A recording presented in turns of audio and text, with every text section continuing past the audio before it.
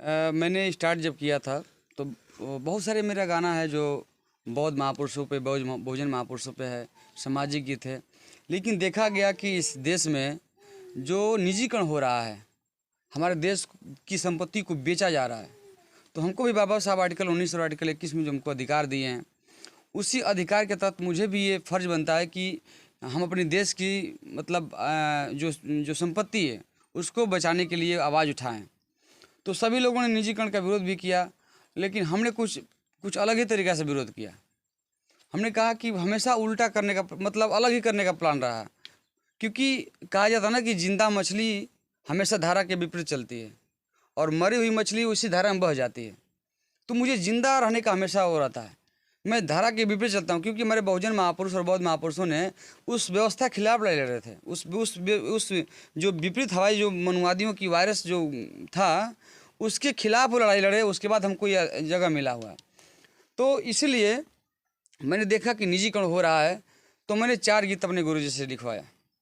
4-5 गीत का मैंने गुरुजी से कहा, गुरुजी ऐसा कुछ लिखिए कि जैसे वो प्रधानमंत्री नहीं थे तो चाय बेचा करते थे, और कुछ ऐसा शब्द लगाइए कि चाय बेच विक्रेता से देश विक्रेता उनका आ जाए कि देश बेच रहे हैं। तो उनको तो पॉइंट मिल गया। वो कवि जी हमारे हैं, राष्ट्रीय कवि जी हैं परम श्रद्धेय चंदन कुमार गुरुजी, उन्होंने लिख करके मुझे दिए। उस गीत को हम लोग 2-3 बार उसको धुन कंपोज किया गया, म्यूजिक बनवाया गया, फिर उसके बाद फिर उस पर काम किया गया।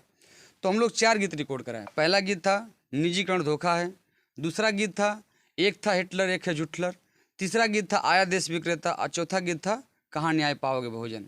4 गीत हम लोग रिकॉर्ड कराए। उसमें से सबसे पहले वो आया देश विक्रेता लगा, जो है कि बजने और बजने लगा और काफ़ी लोगों का मोहब्बत मिलने लगा। उसमें से बहुत लोग का फ़ोन आने लगा, क्या बात है विशाल जी, आपने तो देश का नाम रोशन कर दिया, आपने सोती हुई कौम को जगाया। किसी का इस समय किसी का नहीं दिल कर रहा आवाज़ उठाने का, बोलने का, आपने सीधे पंगा लिया, बहुत बहुत धन्यवाद। आता तक उसी में से कोनो अंधभक्त जो लेप लगा के आँख पे पट्टी बांध के बैठे फ़ोन करते, अरे तो कौन का भैया बोल रहा है, ये कैसा गाना गा दिया, तुमको कहाँ मिलेगा, ये कर देंगे वो कर देंगे। हमने कहा कि जो करना है कर लेना भैया, हमको जो करना था मैं कर चुका हूँ। तो उन लोगों ने जो करना था उन्होंने किया। मेरे ऊपर कई सारे मुकदमे किए, कई सारे मुकदमे से मैं बाहर आ चुका हूँ। अभी मेरा 23 तारीख को पिछले मंथ में बेल था, मैं नहीं करा पाया। मैं अपने वकील साहब से बात किया हूँ, उसको डेट बढ़वाने के लिए बात हुआ है, देखते हैं कब वो डेट ले रहे हैं। वो बेल वो भी करा लेंगे हम। इस यहाँ से लखनऊ से एक और मुकदमा रह गया, मतलब कई जगह से 17-18 मुकदमे को मैं अलग अलग जगहों हाँ जगहों से, लेकिन उसको मैं धीरे करके निपट रहा हूँ। चूँकि मेरे पास अब 2 बैग हो गया है। एक बैग हो गया गाना गाने वाला डायरी, एक हो गया मुकदमा लड़ने वाला फाइल वाला बैग, और दोनों लेकर चल देता हूँ। जहाँ जैसा मौका मिलता वहीं पे।